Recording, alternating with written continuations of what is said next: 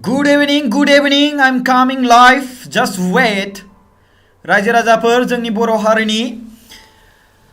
नोंथांमोनजों मोगा-मोगि थानो थाङो फैबाय दायो माखासे खोथा लानानै माखासे खोथा सावरायनो लानानै गोबां मानसिफ्रा कमेन्ट होदों वाव भिउआ गोबां 234 लाइभ हाय आदा प्रकाश होनना बुंदों हाय आदा मा खबर आदा थाफानसैलाय ब्रादार जों लाइभआव thank you Toniram Basumatary live स' बेयावहाय आं सिगांग्रो बुंग्रोदों रेसपेक्ट रायजो राजाफोर रेसपेक्ट टु एभ्रिवान कामिं लाइभ विथ जास्ट सेकेन्ड आं नोंथांमोनजों लाइभआव थाबाय आरो आं नोंथांमोननि सिगाङाव माखासे सावरायगोन आदा बे आन्डार प्रसेसिं जाबाय थानाय स्कलारशिपआ हाबला नामा हाबगोन बेनि सायावहाय प्रसेसिं जागासिनो दङ सोरनिबा हाबखाबाय बयनिबा हाबगोन हेलो ब्र निउज बहा दङ खबरा मोजां ना ब्र निउज फरायग्रा सुबुङा फैयाखै जायनि जाहोनाव नोंथांमोननो मोनाब्लि समाव निउजखौ होबाय थानाय जासिगोन आरो नोंथांमोननि सायाव आंबो नुजाथिगोन टेनसन लानो नाङा आं नोंथांमोननिफ्राय बिदाय लायाखै रायजो राजाफोर आं नोंथांमोननि थाखाय खामानि मावनो थाखाय जि लादों नोंथांमोननि अननाय आरो मोजां मोननाय बे अरायबो थाबाय थाथों आरो आं नोंथांमोनजों मोजाङै कानेक्सन जानानै सोमोन्दोयै मोजांसे नोंथांमोननि थाखाय मोजां खामानि जेसेबांखिनि मावनो हायो बेखौ मावगोन स' नोंथांमोना लाइभ थाबाय थाबानो जाबाय जों मोनसे गोनांथार बिथिङाव बाथ्रा सावरायगोन नोंथांमोना भिडिअखौ मोजां मोनोबा लाइक खालाम आरो WhatsAppआव शेयार खालामबानो जाबाय बयबो नुनो मोननांगौ रायजो राजा बयबो गासिबो रायजो राजाफ्रा नुनो मोननांगौ दिनैनि बे लाइभखौ आं नोंथांमोननि सिगाङाव माखासे रायज्लायनो सानदों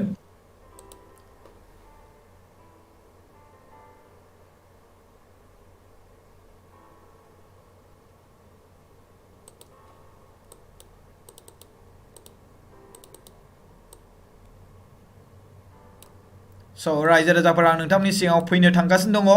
माखासे टपिक लानानै स' नाय रायजो राजाफोर बे जाबाय जा गुरुदेव जगेश्वर ब्रह्म आं बिथांजों थांनाय 2000 लोगो मोनदोंमोन नैबेनो गुरुदेव जगेश्वर ब्रह्म बिथाङा नैबे बिथांजों आङो थांनाय 2020 मायथाइयावहाय लोगो मोनदोंमोन दैमालु सेन्टाराव बे दैमालु सेन्टारा बहा दं होनना बुङोब्ला आं नोंथांमोननि सिगाङाव खोन्थानि बिश्वनाथ डिस्ट्रिक्टनि सिङाव थानाय गहपुर हालामावनो दङ बे दैमालु सेन्टारा ककिलानि सानजाहा जाहैयो होनना बुंजागोन नोंथांमोननि सिगाङाव आं बुंनो थाङोब्ला सानजाहा जायो गहपुरनिफ्राय साहा बायदियानो जायो बे दैमालुआवहाय थायोमोन नैबे गुरुदेबाया आरो लोगोसे बिथांनि न'खरनि सोमोन्दै माखासे बाथ्रा बुंनो थाङोब्ला बिथाङा रौता उदालगुरि रौतानि एसे बेयावहाय गोबां बेसाद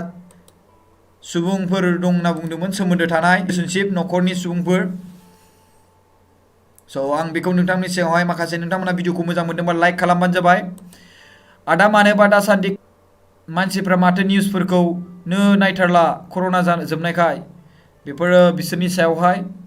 निउस फरायनायनि सोमोन्दै आं बुंगोन आं नोंथांमोननि सायाव माखासे बाथ्रा बुंग्रोनो सानदों नोंथांमोना भिडिअखौ शेयार खालामबानो जाबाय लाइक खालामबानो जाबाय आं नोंथांमोननि सायाव माखासे बाथ्रा फोरमायनो सानदों आरो नैबे गुरुदेव जगेश्वर बाबाया रुंसारि जालांबाय बिथाङा बिश्वनाथ डिस्ट्रिक्टनि सिङाव थानाय दैमालुआवहाय थायोमोन धोरोमनि सासे गुरु आरो बिथाङा गुरुदेव कालिचरण ब्रह्मनि उनावहाय नैथि मासिखौ लानो हानाय सासे गियानि सुबुंमोन दिनै बिथांमोननि माखासे नाजानाय बिथांमोननि माखासे मावनाय दांनाय बेखौ नुनानै जोङो माखासे गोबां सोलोंबोबाय बेवहाय धोरोमनि बाथ्रा बुंनो थायाखै स' नोंथांमोननि सायाव आं बुंनो सानदों बारा बाट रेसपेक्ट आं बुंदों रेसपेक्ट टु एभ्रिवान जोङो गासैखौबो मान सन्मान होनो सोलोंनांगोन रायजो राजाफोर आं बेखौ गले गले बुंगासिनो दङ आरो बुंबायानो थागोन जोङो गावजों गाव रेसपेक्ट होलायनो रोङाब्ला जोङो बेवहाय जिउआव थांना थानो आरो जोंनि हारिखौ जौगानायाव जोङो हानाय नङा जौगाहोनो हानाय नङा आं बेखौ डाइरेक्टलि बुंगोन आरोना स' नोंथांमोना नायदो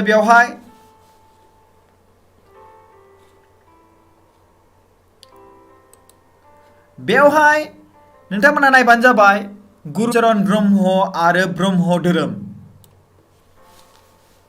नायदो नोंथांमोना बेवहाय सासे जोंहा ब्रह्म बाबाया बुंदों आइमोन बाबामोन बे नटिफिकेशननि सायाव बिजिरनानै नायदो जों धोरोमखौ माबायदि इनसाल्ट खालामदों अन्नानै ब्रह्म धोरोम सिबियारि गोरों गोरा आंनि बायदिब्ला कर्टआव फिल पाब्लिक इन्टारेस्ट लिटिगेशन फाइल खालामनांगौ प्लिज टेक सिरियासलि स' आं नोंथांमोननि सायाव देखायनोसै थांनाय 30 डिसेम्बर खालाराव नैबे नटिफिकेशन होनाय जादोंमोन आं मैया मोनसे भिडिअ बानायदोंमोन नोंथांमोना नुबाय जानांगौ मैयाबो आं मोनसे भिडिअ बानायदोंमोन स' नोंथांमोना बे भिडिअ खालामना होबानो जाबाय बेवहाय आङो अनलि धोरोमनि बाथ्रा बुङाखै आं बेवहाय रेसपेक्ट जोंनि बर' हारिनि माखासे मान सन्मान बे रेसपेक्ट आंनि बे बाथ्राखौसो बुंनो सानदों माब्रै बेवहाय नोंथांमोना साननो हागौ बे धोरोमनि बेलायाव बाट आं नोंथांमोननि सायाव बुंनो सानदों माब्रैहाय बियो रेसपेक्ट माब्रैहाय बियो माने जाथिनि लेभेलाव बोरै नोंथांमोना साननो हागौ आं बेखौ नोंथांमोननि सायाव बुंनो सानदों आरोना रायजो राजाफोर नोंथांमोना खोनासंबानो जाबाय गुरुदेव कालिचरण ब्रह्मआ सासे बर' ब्रह्म माने बर' जाथिनि सासे लिडारमोन आरो बिथांनि सोमोन्दै लेखा फरा बिनि सायावहाय लिरबाय आरो लोगोसे बे बिजाब लिरनायखौ जोंनि फरायसाफोरा फरायनानै माखासे जोंबो गियान मोनबाय बेवहाय बर'फोरनि गेजेराव सोरबा खृष्टान धोरोमनियानो हक सोरबा बाथौ धोरोमनियानो हक सोरबा ब्रह्म सोरबा मुस्लिम बा सोरबा गुरु बिदि माने गुरु बुधबार होनलायनाय बिदि थायोना स' बेबायदि धोरोम लानायानो हक स' बिथांमोनाबो बे बिजाबखौ फरायनो गोनां जादों बे मोनसे बयनिबो थाखाय गोनांथिमोन मानो होनबा बेवहाय इन्सपिरेसन दंमोन बेयाव थुलुंगा दंमोन रायजो राजाफोर बेयाव थुलुंगा दंमोन दिनै बैबायदि थुलुंगा होनाय जों नेग्लेक्ट खालामदों बैबायदि थुलुंगा होग्रा सुबुंनि माखासे थांखिखौ फैमाल खालामनायाव माखासे सुबुंफ्रा नाजादों बावगारबाय जोंनि गोदो गोदायनि लिडारफोरनि माखासे बाथ्राफोरखौ नायदो आं बेयाव फरायना खोन्थानोसै subject submission of list of 50 Tamgar and 50 बाथौ मन्दिर for LAC for providing raise 2.50 lakh is for BTR area of Assam बेवहाय डाइरेक्टलि थख' होनानै होखादों मोनथिखाबाय दा दिनै गुरुदेव कालिचरण ब्रह्मआ एसेबांबा गोजौ थाखोनि मानसि जाय मानसिया रुंसारि जालांबाय बर' हारिनि माखासे जेंनाफोरखौ सुस्रांलांनानै बिथाङा बर' हारिनि माखासे हारिमुफोरखौ रुपसि क'क्राझारनि रुपसि एयारपर्टआवहाय महात्मा गान्धीनि सिगाङावहाय देखायहैदोंमोन बिथाङा महात्मा गान्धीखौ लोगो हमनाय सासे मानाव गेदेर सासे गुरु सासे समाज सिबियारि सासे धोरोम फोसावगिरि बैबायदि सुबुंनि दिनै फोसावजानाय धोरोम ब्रह्म धोरोमखौ सन्मान होनो थाखाय बावगारलांबाय मीन्स ब्रह्म धोरोमखौ बावगारनाय मीन्स गुरुदेव कालिचरण ब्रह्मखौ लाजि फोनांनाय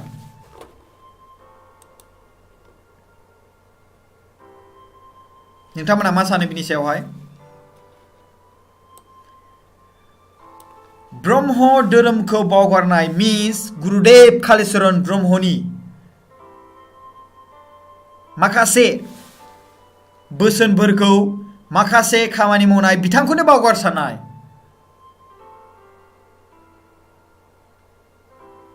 गोबां दुखु नांदों आरोना आंनि बिखायावहाय गुरुदेव कालिचरण ब्रह्मखौ बावगारनायनि थाखाय आंनि बिखायाव गोबां दुखु नांदों आरोना प्रजेक्टआथ' बाद दोन प्रजेक्ट बे नामगरफोरखौ गामियावहाय जों रायजो राजाफ्रा रां खांनानै बे 2.50 लाख रांखौ जोङो खालामनो हायो गोसो जायोब्ला 2.50 लाख 2,50,000 बे 2.50 लाख yes 2.50 लाखखौ होनगोन 2,50,000 बे रांखौ मोनफ्रोमबो नामघर मोनफ्रोमबो बाथौ मन्दिर बानायनायाव होनो नागिरदों बांसिन आं बेखौसो दुखु मोनदों प्रजेक्टआव लानायखौथ' दुखु नङा बांसिन आं बेखौसो दुखु मोनदों कि जोंनि गुरुदेव कालिचरण ब्रह्मखौ जों मानो बावगारखो आङो माने नैबेखौसो बुंदों बेथ' आसाम गभर्नमेन्टनि जाहैबाय नङा होमबा बाट आं बेखौसो बुंनो सानदों जोंनि लिडारफ्रा बेयाव माबोरै सोसनफाहरनो रोङासै बिनि सायाव मानो सावरायहरनो रोङासै दासिमबो गुरुदेव कालिचरण ब्रह्मखौ बावगारलांसिगोन नामा why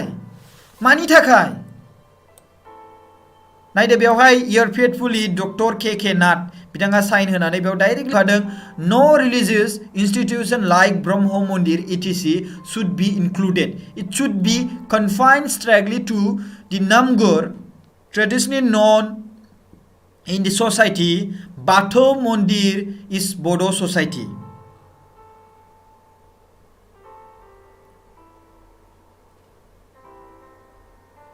अब्ला जोंनि बर' हारिनि गुरुदेव कालिचरण ब्रह्मनि बोसोनखौ बावगारमारबाय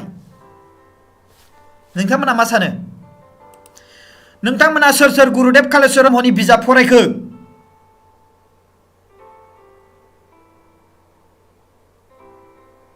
बेखौ राजनितिकनि लेभेलाव दालां नोंथांमोना राजनितिक नङा बेयावहाय जों बाथ्राया बेसो कि जों गुरुदेव कालिचरण ब्रह्म बेखौ राजनितिक बाथ्रा दालां नोंथांमोनाबो आं बेखौ राजनितिकनि बाथ्रा बुंनो थाङाखै आरो नोंथांमोना राजनितिकनि बाथ्रा दासान आंनिफ्राय मोनसे रिक्वेस्ट आंनिफ्राय मोनसे खावलायनाय बाट आंनिफ्राय मोनसे दुखुआ बेसो गुरुदेव कालिचरण ब्रह्म बर' हारिनि सासे समाज सिबियारि जोंनि हारिखौ इन्ट्रडिउस खालामदों महात्मा गान्धीनि सिगाङावहाय दिनै बैबायदि सुबुंनि फोसावजानाय माखासे रावसोन बिनि सिमांखौ गादबनानै दोननो नाजानाय गुरुदेव कालिचरण ब्रह्मजों श्री शंकरदेव बे असमियाफोरनि थाखाय गुरुदेव नङाबा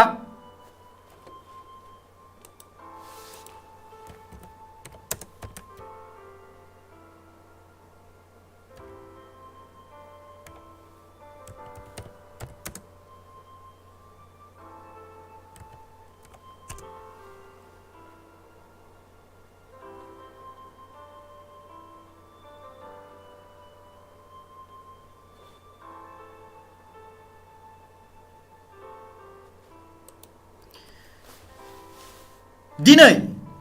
आसामनि गेजेराव असमियाफोरनि थाखाय श्रीमन्त शंकरदेवा सासे गुरुदेवमोन जायखौ दिनै हिमन्त बिश्व शर्मायाबो फालियो खुलुमो आं धोरोमनि बाथ्राखौ बुंनो थांला बाट बिथाङा सासे लिडार होननानै बिथांनि बोसोनफोरखौ फरायनायजों लोगोसे बिथाङा जानो हादों दिनै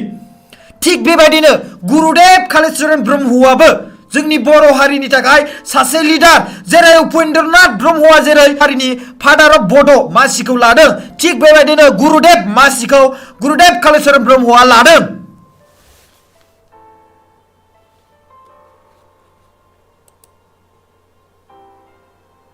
बैबायदि सासे गुरु सासे लिडार हारिनि सानग्रा बर' हारिखौ फोसाबगिरि बर' हारिनि लेथ्रा फेथ्राखौ नुनानै डिसिप्लिन मोजां जाथों होननानै फोसाबगिरि बैबायदि सान्थौनि सिमांखौ गादबनानै दोननो नाजादों जों सनमान होनो सोलोंनांगोन श्रीमन्त शंकरदेवखौ जेरै सनमान होदों थिग बेबायदिनो धोरोम ब्रह्मखौ सनमान होनो सोलोंनांगोन बिथांनि गिदिर गिदिर पोस्टार जेसेबांखिनि लागायनो बिथांखौ जेसेबांखिनि फुजिनो गोसो फुजि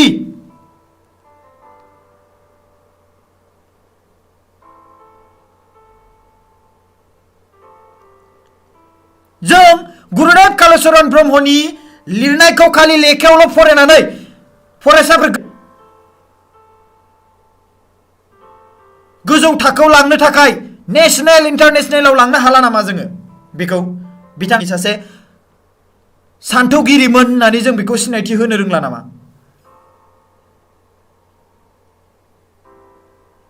दोन बिथाङा धोरोमल' नङा बिथाङा बर' हारिनि गासिबो रायजो राजाफोरखौ फोसाबनो नाजादोंमोन सिरियासलि रायजो राजाफोर नोंथांमोना फोथाय बे बाथ्राया सैथो बिथाङा बर' हारिनि सुबुंफोरखौ फोसाबनो थाखाय नाजादों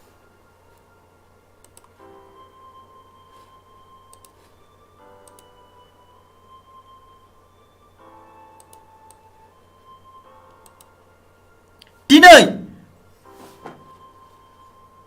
बैबायदि सुबुंनि मावनाय दांनायनि जिखिनि जारिमिन बेखौ बावगारलांनो सानबोरै जानांगौ जाखो अब्ला जों सोरखौ गुरु होननानै बुंगोन अब्ला जोंनियाव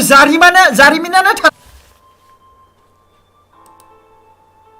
जोंनियाव जारिमिनानो थानाय नंला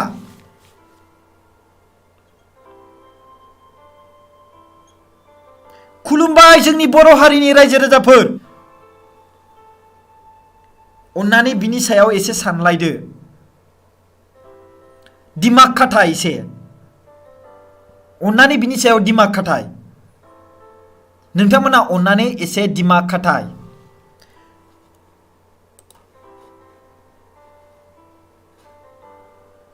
बिथाङा जोंनि बर' हारिनि थाखाय गोबां खामानि मावनो नाजादोंमोन आरो मावदोंबो बिथाङा जेसेबांखिनि हायो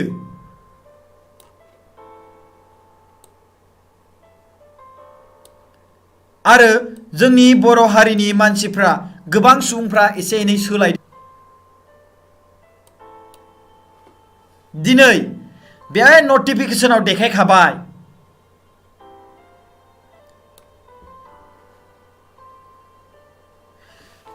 सरकारा बिनि सायाव एखेबारे सानखाथारनांगौ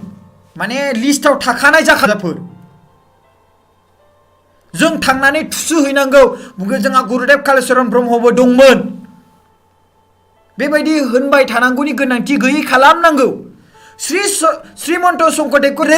मान होदों आसाम स्टेटआ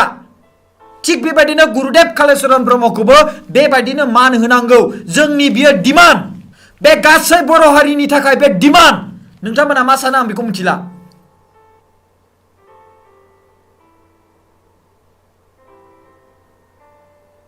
गुरुदेव कालिचरण ब्रह्मनि जाय जोनोम जायगा काजिगाव क'क्राझार बे आश्रमखौबो दिनै जों बेखौ जौगाहोनांगौ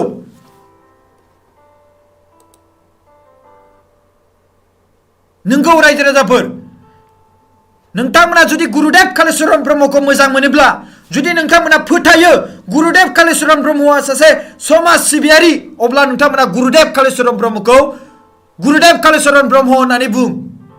जय गुरुदेव खालाम नोंथांमोना जुदि मोजां मोनोब्ला नोंथांमोना जुदि सापर्ट खालामोब्ला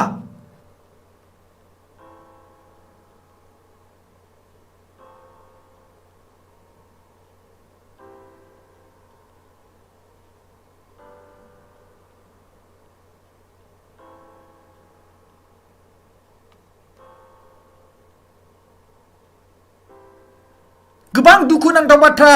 गुरुदेव कालिचरणनि माखासे बोसोरबाय जोंनि बर' हारिनि रायजो राजाफ्रा जोंनि बर' हारिखौ गोबां दिहुननो नाजादोंमोन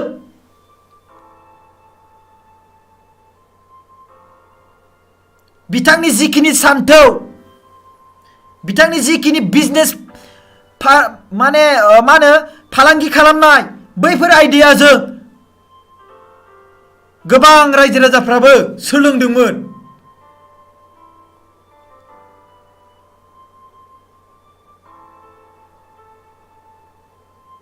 आरो बिनिखायनो बिथांखौ गुरुदेव होननानै बुंदों बयबो।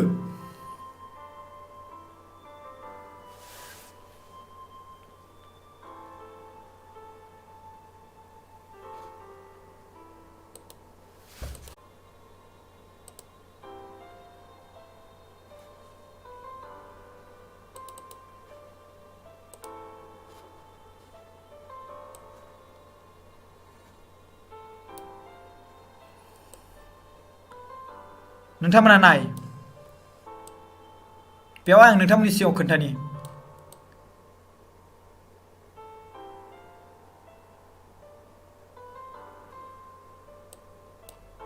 माखासे जारिमिन गोदोनि left to right standing Baburam Brahma, Karindar Narayan, Mandal Brahma. Left to right sitting Jadav Chandra Khakhlari, सुबिदार Belburam Kasari.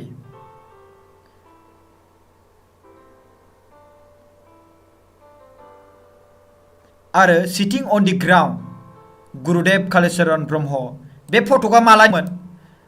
Group photograph taken after meeting the Simon commission at Shillong on January 4, 29। नोंथांमोना सिमन कमिशननि सोमोन्दै मिथियोब्ला फरायदोंब्ला मिथिगोन। बे सिमन कमिशन दानायावबो बेसेबांबा हेंथामोन। 1929 मायथाइनिनो मानसि, होमबा बै समावहायनो बर' हारिनि थाखाय बेसेबां सानदोंमोन। आरो बैबायदि सासे गुरुदेव बै समावनो इसेबां मोजाङै बिथांखौ मान सनमान, दिनै बिथांनि सोमोन्दै जोङो बावगारलांनो हमदों। Why? जाहोना मा? खारना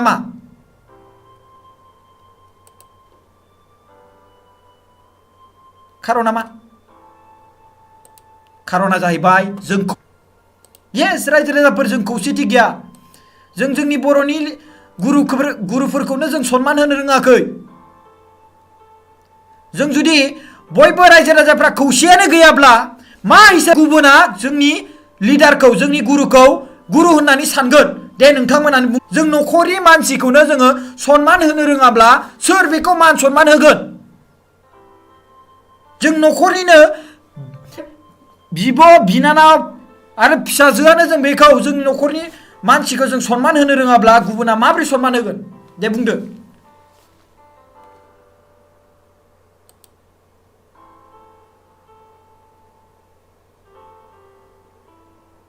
गुरुधर्मखौ धोरोम फोसावगिरि होननानै दासान, माने धोरोम फोसावगिरिल' होननानै दासान। सासे समाज सिबियारि आरो बर' हारिनि थाखाय सानदों। आरो बै समावहाय बिथाङा गोबां गेदेर गेदेर सुबुंफोरजों सावरायदों बर' हारिनि थाखाय, सिनायथिनि थाखाय। आरो बिथांनि सोमोन्दै गोबां खम लिरग्रा सुबुं रायथाइफोर दङ, बिनि थाखायनो बिथांनि सोमोन्दै बावगारबाय। दा बिथांखौ गोबां गोजौ थाखोसिम दोननांगौ, बिथांखौ जों फुजिनांगौ। जेरै आसामाव श्रीमन्त शंकरदेवखौ जेरै असमियाफोरा फुजियो, थिग बेबायदिनो बा धोरोम हिसाबै दा फुजि, धोरोमखौ लानानै दा फुजि, सासे गुरु होननानै फुजि, सासे लिडार होननानै फुजि, सनमान हो, गोसोआव लाखि, बावगारनो नाङा बे सासे बर' हारिनि समाज सिबियारि होननानै गोसोआव लाखि।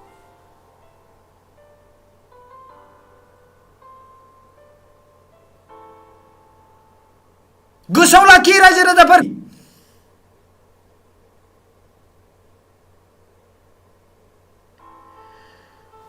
दिनैनि एसेनोसै, गोजोननाय थाबाय। दिनै आं गुरुदेव कालिचरण ब्रह्मनि थाखाय बे भिडिअखौ बानायनाय जादों। बिकज आइ टु एभ्रिवान, नोंथांमोनाबो रेसपेक्ट खालाम।